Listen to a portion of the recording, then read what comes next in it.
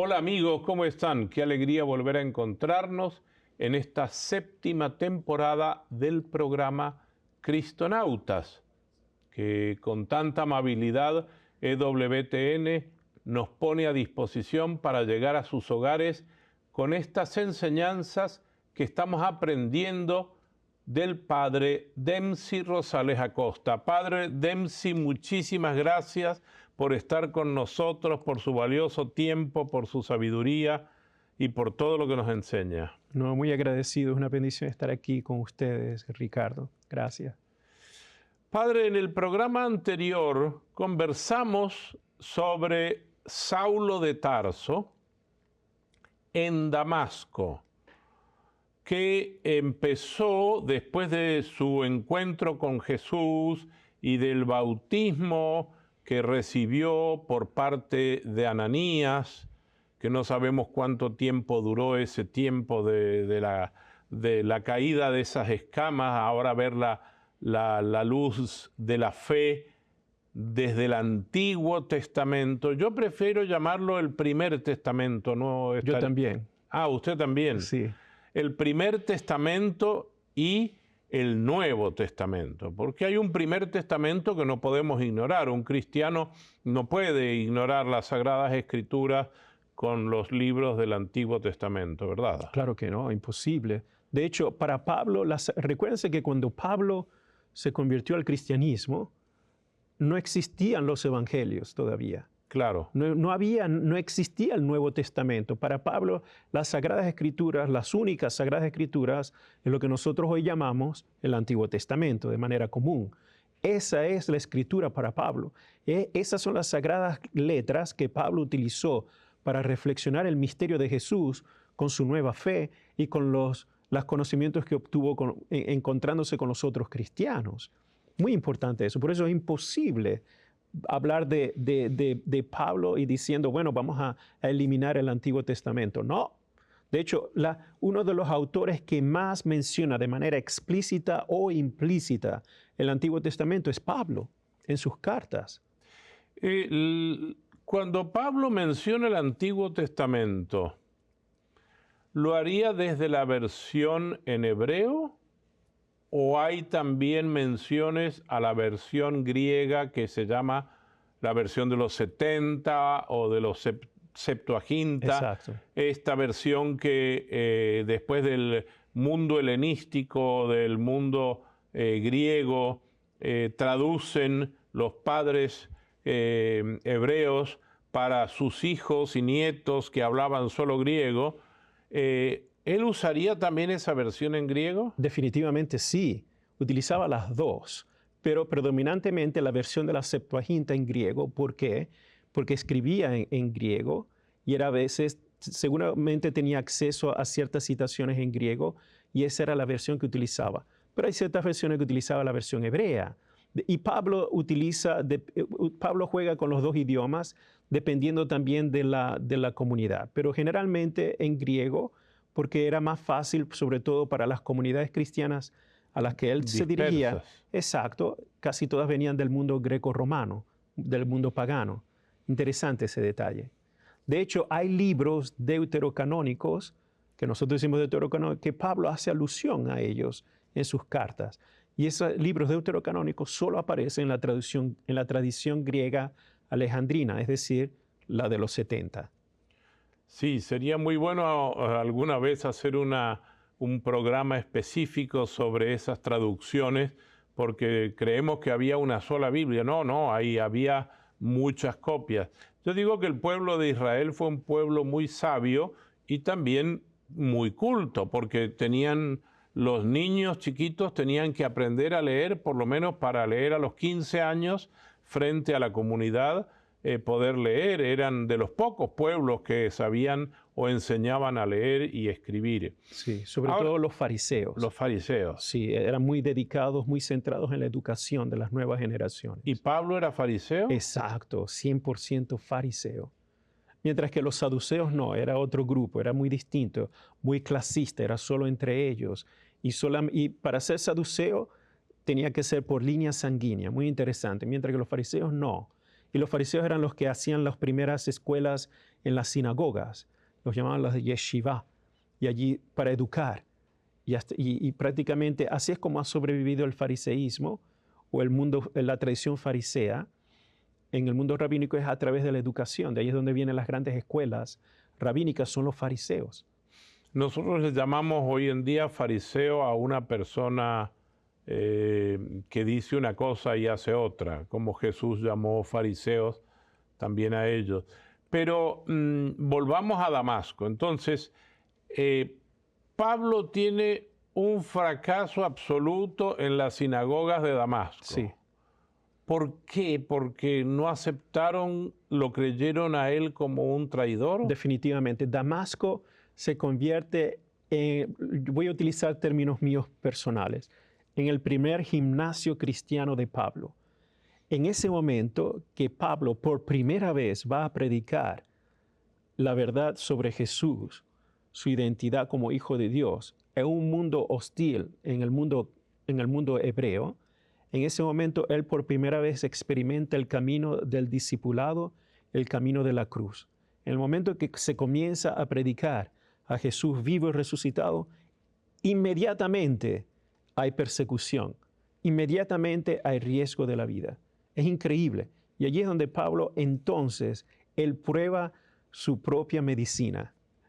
Él prueba su propia medicina. Exacto. Qué interesante eso, porque él mismo tiene que huir. Es más, yo creo que los cristianos, entendiendo la fuerza de Pablo, no lo entregan para que lo maten, sino lo esconden, lo sacan por una canasta, se va al desierto, ya dijimos 3 años en Arabia, Sí. y vuelve a Jerusalén. Sí. Pero cuando llega a Jerusalén, no lo recibieron con una alfombra roja. No, para nada. De hecho, es interesante, quiero repetir este detalle, ¿no? En Damasco, los instrumentos de salvación para Pablo, físicamente para salvar su vida, eran precisamente aquellos a quienes él quería encarcelar. Los mismos cristianos son aquellos que lo salvaron. Interesante, la ironía de Dios en ese detalle. Luego se va 3 años en Arabia, no sabemos dónde, pero hay ciertos autores que dicen con gran probabilidad llegó a Petra, estuvo trabajando en Petra, o en la zona de los nabateos. Hay muchas teorías, pero con gran probabilidad estuvo allí 3 años. Y luego cuando llega a Jerusalén, por supuesto, los apóstoles lo ven con recelo. Dicen, no podemos creer en este tipo. ¿Quién es este él tipo? se fue hace 3 años largos a traer encarcelados a los cristianos, ahora viene como un espía. Exacto. Sería. O no sabemos qué intenciones tiene. Y literalmente los apóstoles están reviviendo exactamente el mismo conflicto espiritual que vivió Ananías cuando Jesús le habló a él. Ananías, la misma reacción.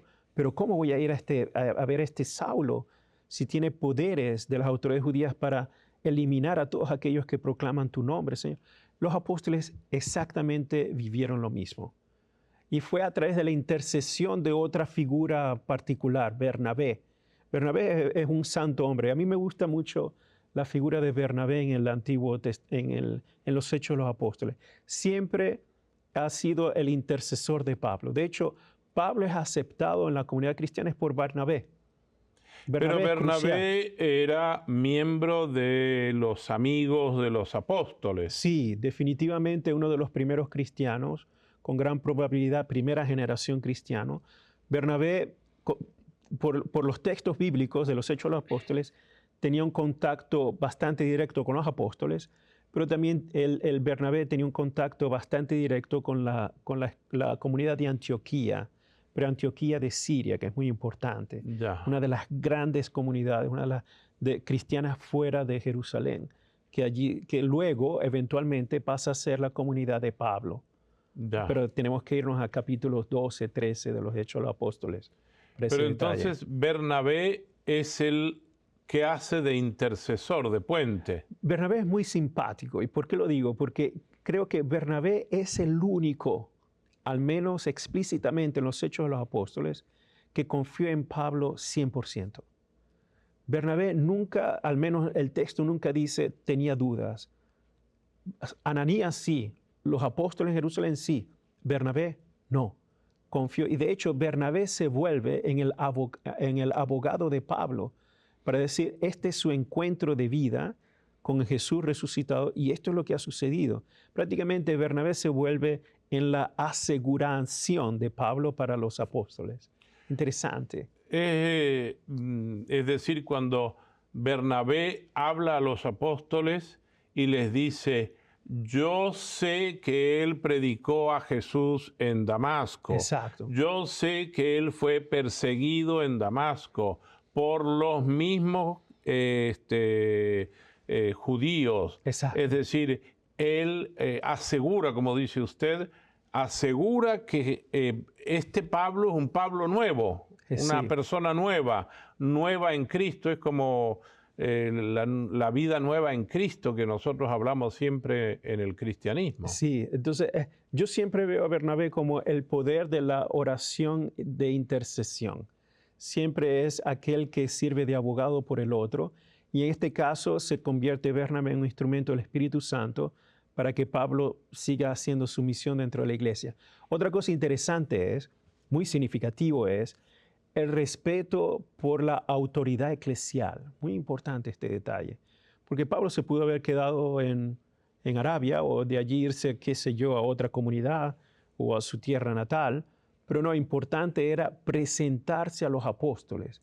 Esta dimensión eclesial de la autoridad apostólica es crucial, cosa que es esencial en la Iglesia Católica. Mostrar este tipo de respeto y sobre todo de aceptación por la autoridad apostólica que se mantiene en la Iglesia. O sea, quiero resumir esto porque me parece muy importante. Pablo quiere ver a los apóstoles, principalmente supongo que a Pedro como sucesor. Pedro y Santiago, los dos. Pedro y Santiago. Sí.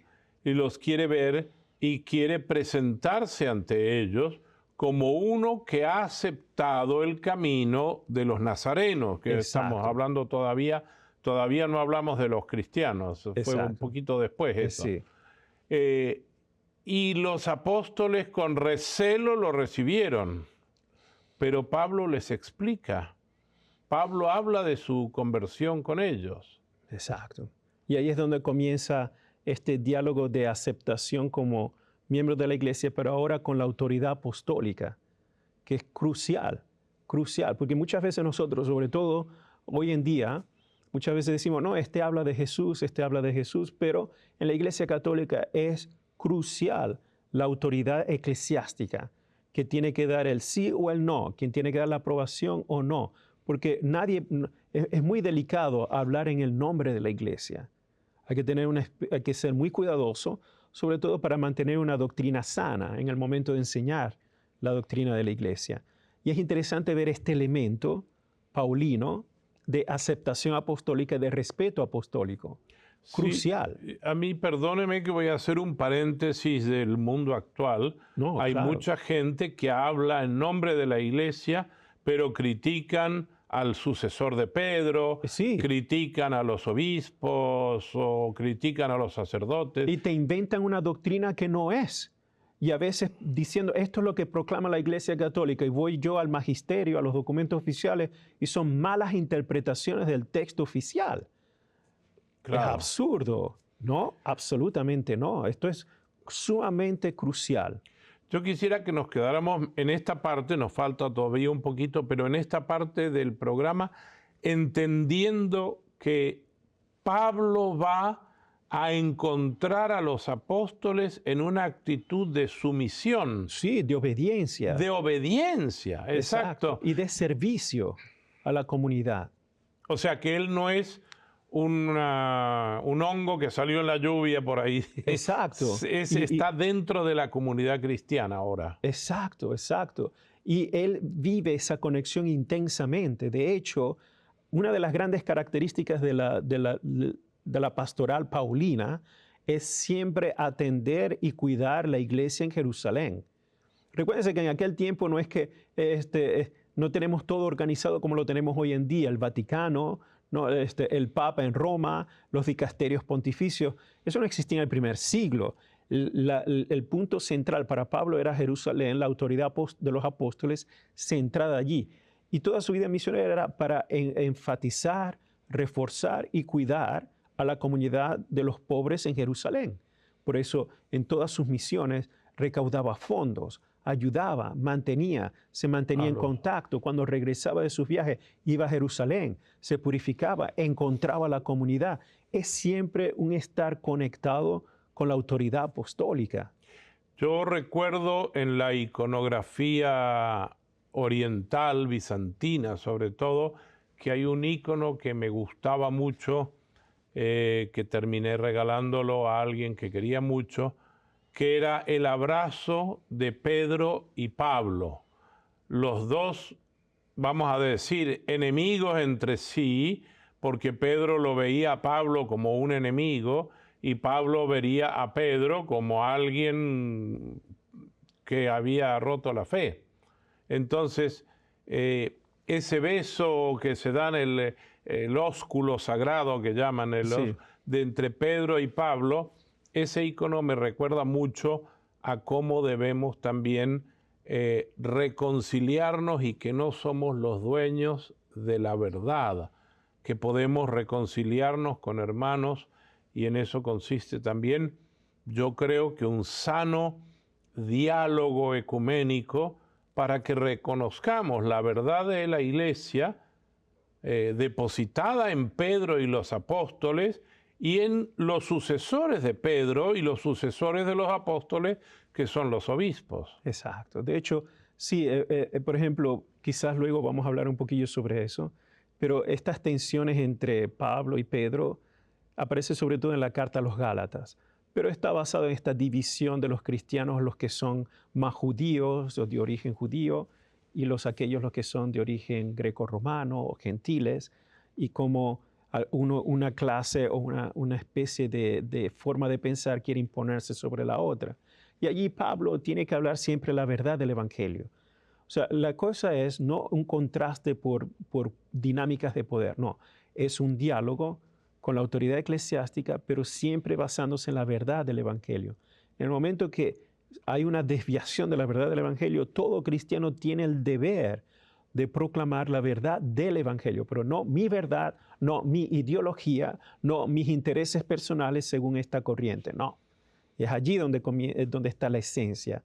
Y por eso cuando se habla siempre según la verdad del Evangelio, aunque sí es difícil decirla, la armonía va a triunfar, porque el Espíritu de Dios siempre crea como fruto la armonía, la unión, que es la esencia de la dimensión trinitaria.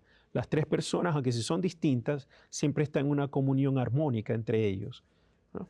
En esta doctrina cristiana que usted nos pone a pensar, la doctrina del encuentro, la doctrina de dos personas que no congeniarían seguramente en un primer momento, pero Pablo acepta esto. ¿Qué pasa hoy con los cristianos que se creen más cristianos que el Papa? Exacto, es una contradicción.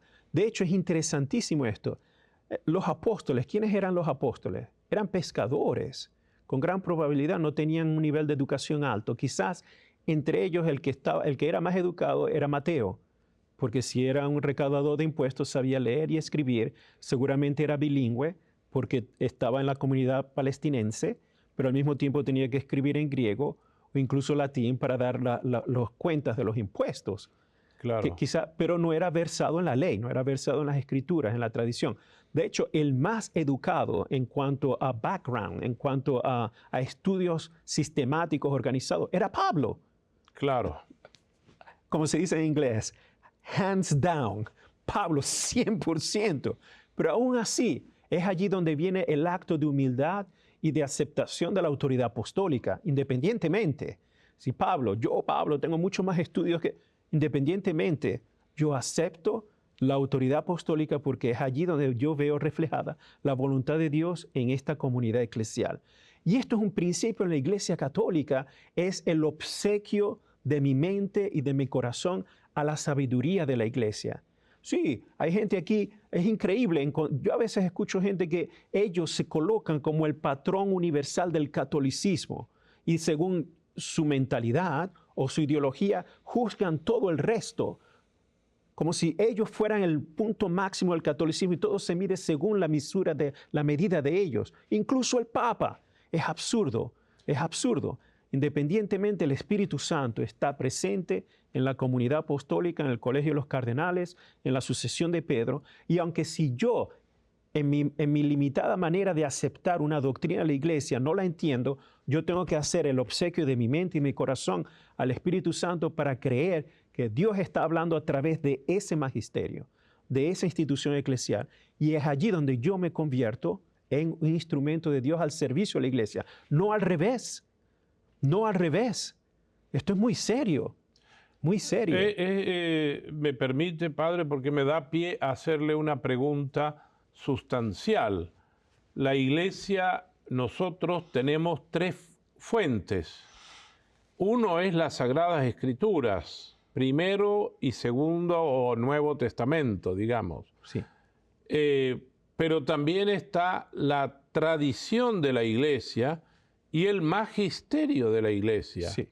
que son tres patas de una mesa que se sostiene. Exacto. Que si falta una, si yo digo soy muy versado en la Biblia, pero no sigo la tradición de la Iglesia o no sigo el magisterio de la Iglesia, me estoy cayendo para un lado de la mesa. Sí, digamos. no soy católico. Ah, muy bien. No soy católico. No soy católico. De hecho, esta es una de las principales nociones de la Dei Verbum, del Concilio Vaticano II. El evento de Jesús es la revelación máxima del misterio de la Trinidad, Padre, Hijo y Espíritu Santo. El evento de Jesús. Nosotros no somos, el catolicismo, una religión del libro, somos una religión de la persona. La persona de Jesús, el misterio de la Trinidad, es un Dios personal. Y en el misterio de Jesús, en la revelación, de allí surge la tradición y la escritura. Las dos son partes fundamentales del evento de Jesús. La una no contradice la otra, surgen de la misma fuente del evento de Jesús.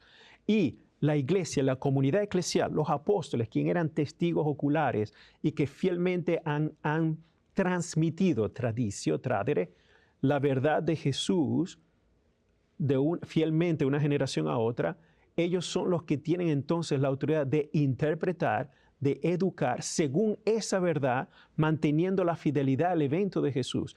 Por tanto, el magisterio surge como un servicio para explicar el misterio revelado en la Escritura y en la tradición, para continuar la doctrina sagrada sana y pura, según la inteligencia de la Iglesia que actúa a través del Espíritu Santo dentro de la Iglesia.